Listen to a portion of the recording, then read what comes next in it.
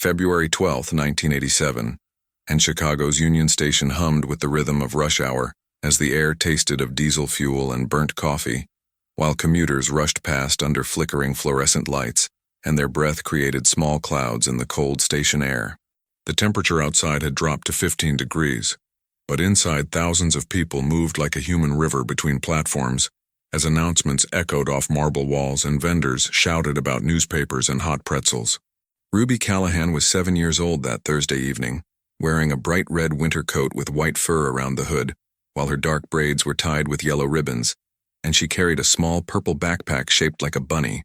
Ruby stood on Platform 3 with her mother, Margaret Callahan, waiting for the 5:20 train to Naperville as Margaret held 2 shopping bags from Marshall Fields, and Ruby clutched a new coloring book they'd just bought downtown.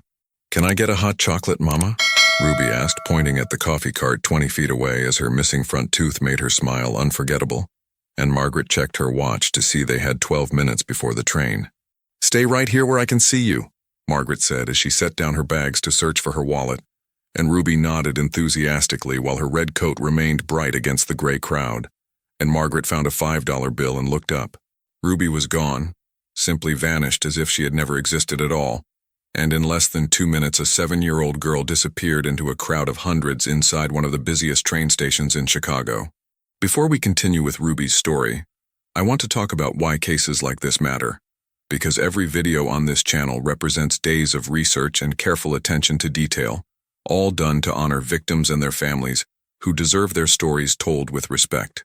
If this case is affecting you, please subscribe to the channel so you never miss another story.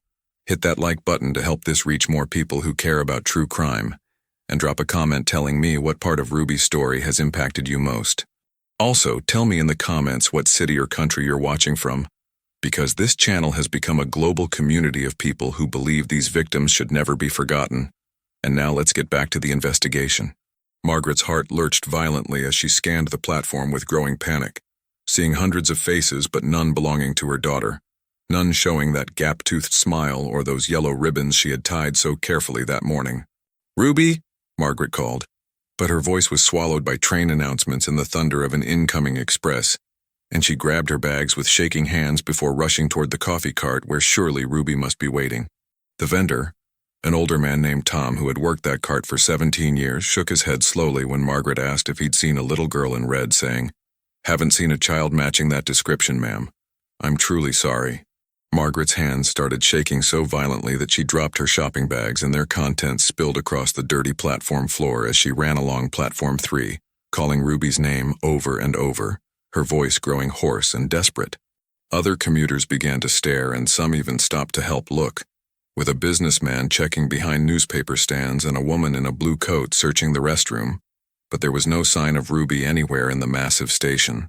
Within minutes, the scene transformed from a mother's private panic into an organized emergency response, as station security arrived, and Officer Frank Hayes took Margaret's statement while she sobbed uncontrollably. "She was right there, right beside me. I only looked away for a second to find my wallet," Margaret cried, her voice breaking with each word. "Please find my baby, please. She's only 7 years old and she needs me." Transit police sealed the station exits immediately as trains were delayed, and announcements blared from every speaker with urgent voices declaring that a child was missing. 7 years old, red winter coat, purple bunny backpack. Hundreds of commuters stopped their journeys and joined the search, looking under benches and behind columns and inside every shop while police officers ran through every car of every train that was still in the station. K9 units arrived within the hour, and their dogs tracked Ruby's scent to the edge of Platform 3 before losing it completely, as if the child had simply evaporated into thin air or been swept away by some invisible force. Margaret's husband, Robert, arrived at 6:45 p.m., with his face pale and his hands trembling as he kept asking, "Where is she? Where's our daughter?" But nobody had answers that made any sense. Nobody could explain how a 7-year-old girl in a bright red coat could vanish in the middle of rush hour, surrounded by hundreds of witnesses, inside one of the busiest train stations in America. By 8 p.m., Chicago police officially declared Ruby missing, and Detective Sarah Morrison took over the case, reviewing security footage frame by frame on grainy black and white monitors. The footage showed Ruby standing beside her mother at 5:17 p.m., and then at 5:19 p.m., showed only Margaret frantically searching, with no trace of the child anywhere in between those two critical minutes. It's like she evaporated, Morrison whispered to her partner as she replayed the footage for the 100th time. In the middle of rush hour, surrounded by witnesses, how does a child just disappear? That night, Margaret refused to leave the station and she sat on the same bench where Ruby had stood just hours earlier, clutching the purple bunny backpack that police had found abandoned near a trash can. Ruby's unopened coloring book was still inside the backpack, and Margaret held it against her chest like a lifeline, refusing to go home because what if Ruby came back and nobody was there waiting for her? By Friday morning, Ruby's face was everywhere across Chicago, with the Tribune's front page showing her school photo, featuring that gap-toothed smile and those bright eyes that seemed to look directly into your soul. Local TV stations ran the story every hour under headlines screaming, "7-year-old vanishes in Union Station," and the disappearance became the city's only conversation, with people talking about it on buses and in offices and at dinner tables. The FBI joined the investigation at dawn, bringing additional resources and more agents and advanced technology that local police didn't have access to, and Agent Michael Torres emphasized the urgency of the situation. The first 48 hours are absolutely critical in cases like this, Torres explained to the assembled task force. We need to move fast and cover every possible angle before the trail goes completely cold. Police established a command center inside the station, where phones rang constantly with tips from concerned citizens, people calling to report sightings of girls in red coats or suspicious men with children. Every single lead was investigated immediately, with officers rushing to Oak Park after a woman insisted she'd seen Ruby at a grocery store, only to find it was another child with similar features. A taxi driver reported dropping off a man and small girl in Evanston, and police tracked down that family within hours. But again, it was a false alarm that led nowhere and wasted precious time. Margaret and Robert appeared on WGN News that evening, with Margaret's eyes swollen from crying and her voice barely above a whisper, as she looked directly into the camera with desperate hope. "Please, if you have Ruby, just bring her home," Margaret begged, her hands clasped together as if in prayer. "We won't ask any questions, we won't press charges, we just want our baby back safe." The station's phone number flashed across the screen and tips flooded in faster than investigators could process them, creating a backlog that required additional staff to manage the overwhelming response. Ruby's older brother Tommy was only 12 years old, but he spent every afternoon plastering missing posters across every telephone pole in their neighborhood, his hands raw from the cold and covered in paper cuts. "She has to come home," Tommy told reporters with tears streaming down his face. "My sister has to come home. She's only 7 and she needs us. She must be so scared wherever she is." The investigation expanded beyond the station into surrounding streets and alleyways and parking lots, with police searching dumpsters and abandoned buildings while divers checked the Chicago River for any sign of Ruby. But they found nothing. Absolutely nothing, as if Ruby had stepped through a portal into another dimension and simply ceased to exist in this world, leaving behind only questions and grief. Detective Morrison interviewed the coffee cart vendor Tom 3 more times, asking the same questions in different ways, and each time his story remained exactly the same without any contradictions. "I would have remembered that red coat, it was bright as a stoplight," Tom insisted. "I swear I never saw the child approach my cart, and I was watching the crowd the whole time because it was busy."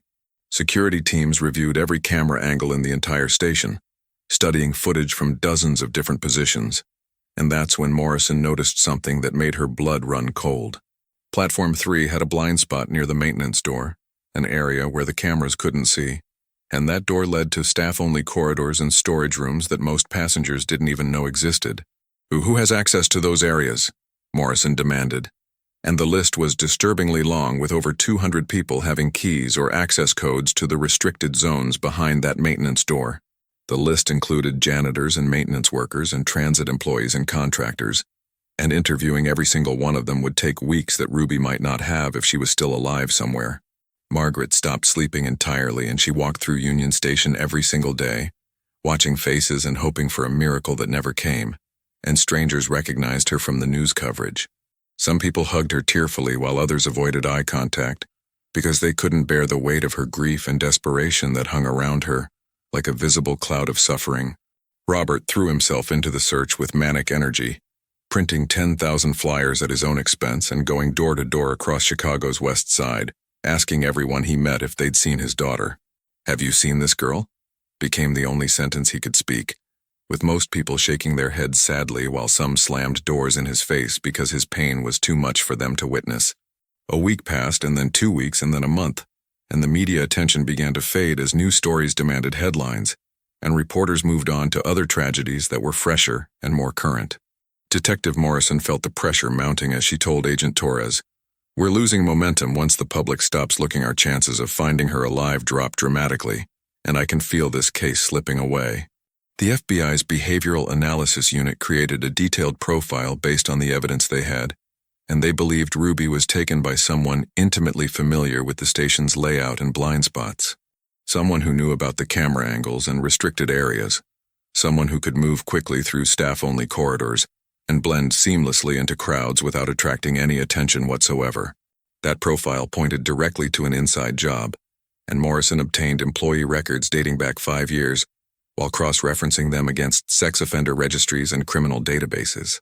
3 names emerged as persons of serious interest, and one employee had been fired 2 years earlier for inappropriate behavior toward female passengers that had been reported multiple times. Another had a sealed juvenile record that couldn't be accessed without a court order, and the third name was Walter Hayes, a maintenance supervisor who was 42 years old with 20 years of service. Morrison pulled Hayes's file and found that he had no criminal record whatsoever, with his supervisors describing him as reliable and quiet and punctual, the kind of employee who never caused problems. But something in his initial interview transcript bothered her deeply, and she couldn't shake the feeling that he was hiding something important, some crucial detail that could break the case wide open. When asked if he'd seen Ruby that day, Hayes had hesitated for just a fraction of a second before answering, and his exact words echoed in Morrison's mind like a warning bell. "It was busy that evening. Could have been anyone in a red coat. Lots of children pass through here every day," he'd said, and those words implied possibility rather than a direct denial. Morrison scheduled multiple follow-up interviews with Walter Hayes over the next several weeks, pressing him harder each time and watching his body language carefully for any signs of deception. But his story remained frustratingly consistent. Yes, he'd been working the evening shift on February 12th. Yes, he'd been in the maintenance corridors around 5 p.m., checking a reported heating issue. His alibi was weak but not impossible to believe, as the heating problem had been properly logged in the maintenance records and other workers confirmed the report existed. But nobody could verify his exact location between 5:15 and 5:30 p.m., that crucial 15-minute window when Ruby vanished and the world changed forever for the Callahan family. Morrison obtained a warrant to search Hayes's home in late March, and forensic teams spent 12 hours going through every inch of his house, looking for any evidence connecting him to Ruby. They found nothing incriminating. No children's clothing, no suspicious items, no red fabric or yellow ribbons, and his basement was clean and organized and disturbingly ordinary. His car was processed and revealed no forensic traces of Ruby, no blood or hair or fibers that could link him to the crime, and without physical evidence, Morrison's case was built entirely on suspicion. By summer of 1987, the case was officially designated as cold, with active investigations stopped and the file remaining open, but no detectives assigned full-time to follow new leads. Morrison kept Ruby's school photo on her desk as a personal reminder of what she considered her greatest failure, that gap-toothed smile haunting her dreams. The Callahan family fractured under the unbearable weight of grief, with Robert eventually returning to work because he needed some semblance of normalcy, while Margaret refused to accept that Ruby was gone. Margaret called the police station daily asking for updates that didn't exist, and she kept Ruby's bedroom exactly as it had been on February 12th, with the bed unmade and stuffed animals arranged on the shelves. Tommy stopped going to school regularly and developed severe insomnia, afraid to close his eyes because in his nightmares he saw his sister calling for help, her voice echoing through dark tunnels that had no end. Years passed slowly and painfully, with 1988 becoming 1989 and then 1990. And Union Station became Chicago's most haunted landmark as commuters whispered Ruby's name like a ghost story they couldn't forget. Parents gripped their children's hands tighter on Platform 3, and some people claimed to see a little girl in red late at night, standing alone and waiting for a train that would never come. Flowers appeared on the bench where Margaret had last seen Ruby, and every February 12th strangers left teddy bears and candles and handwritten notes saying, "We remember Ruby," and "You are not forgotten." Walter Hayes continued working at Union Station, and he walked past Ruby's memorial every single day without expression, and co-workers noticed he'd become quieter and more withdrawn over the years.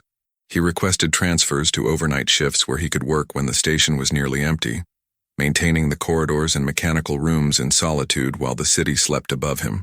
Detective Morrison never stopped thinking about Ruby even after the case went cold, and she reviewed the file on her own time, re-interviewing witnesses and studying every frame of security footage until she could recite it from memory. September 2002 arrived 15 years after Ruby vanished, and Union Station underwent major renovations as the city modernized infrastructure and installed new security systems throughout the aging building.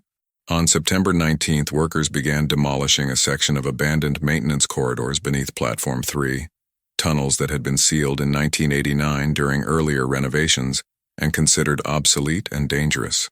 Foreman Luis Martinez supervised the demolition as his crew broke through concrete walls with jackhammers, and dust filled the air along with a smell that was overwhelming. Decades of decay and rust and something else. "Boss, you better see this," one worker called out, his voice shaky and uncertain, and Martinez climbed through the opening they'd created with his flashlight cutting through the darkness ahead. The tunnel was narrow, maybe 4 feet wide, with walls covered in old pipes and cables that hadn't been maintained in over a decade, and Martinez's flashlight beam swept across the space systematically. 20 feet into the tunnel, the beam found something that made Martinez's stomach drop violently. A child's shoe that was small and worn, purple with white stars that were still faintly visible through the dirt. Beside the shoe were scraps of red fabric that had once been part of a winter coat, and further back, partially covered by debris, was the unmistakable shape of small bones that could only belong to a child. Martinez called 911 immediately with his hands shaking so badly he almost dropped the phone, saying, "We found remains, a child, I think. You need to send everyone. Please hurry." Chicago police cordoned off the entire section within minutes, and Detective Sarah Morrison, who was now a lieutenant, arrived within an hour, and she'd been waiting 15 years for this terrible moment. The forensic team worked carefully because the remains were fragile, partially decomposed but preserved by the cool, dry conditions of the sealed tunnel that had become a tomb. They found more items as they worked: a purple backpack with the material rotted but still recognizable, a metal zipper that hadn't corroded, and clothing fragments in red and white that matched exactly what Ruby had been wearing. The coroner confirmed what everyone already knew, that the remains belonged to a child approximately 7 years old and female, and dental records would provide final confirmation within days. But Morrison didn't need dental records because she recognized that purple bunny backpack. She'd seen it in evidence photos 1,000 times, and she knew they'd found Ruby Callahan. The tunnel had been sealed in March 1989, exactly 2 years after Ruby vanished, and whoever put her there had known about the scheduled closure and used it to hide their crime.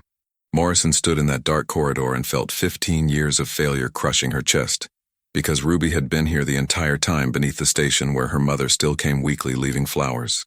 The news hit Chicago like an earthquake, and Margaret Callahan received the phone call that confirmed her worst nightmare and ended 15 years of torturous hope with a single terrible sentence. Ruby wasn't coming home. Ruby had never left, and the little girl in the red coat had been beneath their feet all along. The medical examiner's report was devastating and confirmed what everyone had feared, that Ruby had died from blunt force trauma to the head, likely within hours of her disappearance on that cold February evening. Evidence suggested she'd been struck with a heavy object, then dragged into the maintenance tunnel and hidden behind old equipment where nobody would think to look, and she had died quickly, without suffering for long. That single mercy was all the Callahan family had to hold on to as they processed the nightmare that had finally reached its terrible conclusion after 15 years of wondering and waiting. Trace evidence found with the remains was sent for analysis, and forensic scientists discovered fibers from work clothes and paint chips that matched those used in station maintenance during the 1980s. Most importantly, they found biological evidence that could yield DNA, and the lab worked around the clock to extract usable samples from materials that had been sealed away for over a decade.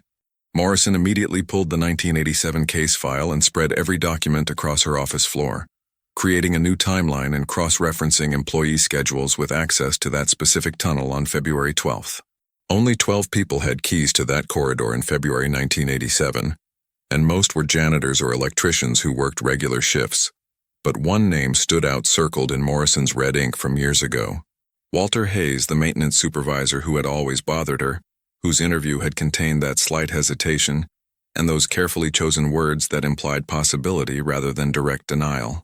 Morrison ran Hayes through every database available and discovered he'd retired from CTA in 1998, moved to Schaumburg where he lived alone, and worked part-time at a hardware store living a quiet life. Too quiet, Morrison thought as she reviewed his employment history, and noticed he'd requested that transfer to overnight shifts just months after Ruby disappeared, avoiding crowds and working in isolation. Forensic analysis of the biological evidence took 3 weeks of careful work, and the lab compared DNA from the scene to samples on file from Ruby's family to confirm the remains were definitely hers. They also ran the DNA against convicted offender databases and CODIS looking for matches, and what they found changed everything, because there was a familial match in the system. Not Walter Hayes himself, but his nephew Marcus Hayes, who had been convicted of assault in 1995, and the DNA from Ruby's crime scene showed a partial match indicating the perpetrator was closely related to Marcus. Morrison obtained a court order for Walter Hayes' DNA and sent officers to collect a sample, and when they arrived at his small house in Schaumburg on October 8, 2002, Hayes seemed to be expecting them. "I wondered when you'd finally come," Hayes said quietly as he opened the door, and there was something in his eyes that looked almost like relief, as if carrying this secret for 15 years had become unbearable. The DNA results came back positive within days, a perfect match to evidence from the tunnel, and Morrison arrested Walter Hayes on October 15th, charging him with the murder of Ruby Callahan. In the interrogation room, Hayes sat silently for over an hour before finally speaking, and his confession came in fragments that were hard to hear, describing how he'd seen Ruby alone for just a moment on Platform 3. He'd been walking through checking equipment when he noticed her standing by herself, and something dark inside him that he'd fought for years suddenly took control in that brief window of opportunity. Hayes admitted he'd called to Ruby saying her mother had sent him to bring her to the office, and the trusting 7-year-old had followed him through the maintenance door into the restricted corridors. When Ruby realized something was wrong and started to scream, Hayes panicked and struck her with a wrench he'd been carrying, and she fell silent immediately as his entire world collapsed into that single terrible moment. He'd hidden her body in the deepest part of the tunnel, knowing it would be sealed during upcoming renovations, and for 15 years he'd walked past her memorial every day carrying the weight of what he'd done. The trial began in March 2003 and lasted 6 weeks, with Margaret and Robert sitting in the courtroom every single day watching the man who'd destroyed their family, and Tommy flew in from his Marine base to be there. The jury deliberated for only 4 hours before returning with a guilty verdict on first-degree murder, and the judge sentenced Walter Hayes to life in prison without possibility of parole. Margaret Callahan stood to give her victim impact statement and looked directly at Hayes with eyes that had cried for 15 years, and her voice was steady as she spoke about the daughter she'd never see grow up. "You took everything from us," Margaret said. "You took Ruby's future, her dreams, her chance to live and love and become whoever she was meant to be. And for what? For a moment of evil that you could never take back." Ruby Callahan was finally laid to rest in a cemetery on Chicago's North Side on a sunny April afternoon, with hundreds of people attending to pay respects to a little girl they'd never forgotten. Her headstone read, "Ruby Marie Callahan, October 3, 1979, February 12, 1987, forever 7, forever loved, forever remembered," and Margaret planted yellow roses around it, the same color as the ribbons she'd tied in Ruby's hair. Even today, as trains come and go under the bright lights of Union Station, commuters still think of a little girl in a red winter coat standing by Platform 3, and her memorial remains with fresh flowers. Ruby's story became a cautionary tale about how quickly evil can strike even in crowded places, how a single moment of distraction can change everything, and how some questions take decades to answer. The case reminded Chicago that justice delayed is not justice denied, that cold cases can still be solved, and that victims deserve to be remembered no matter how much time passes. And somewhere in a prison cell, Walter Hayes lives with what he did, while Ruby Callahan lives forever in the hearts of those who still whisper her name and promise to never forget.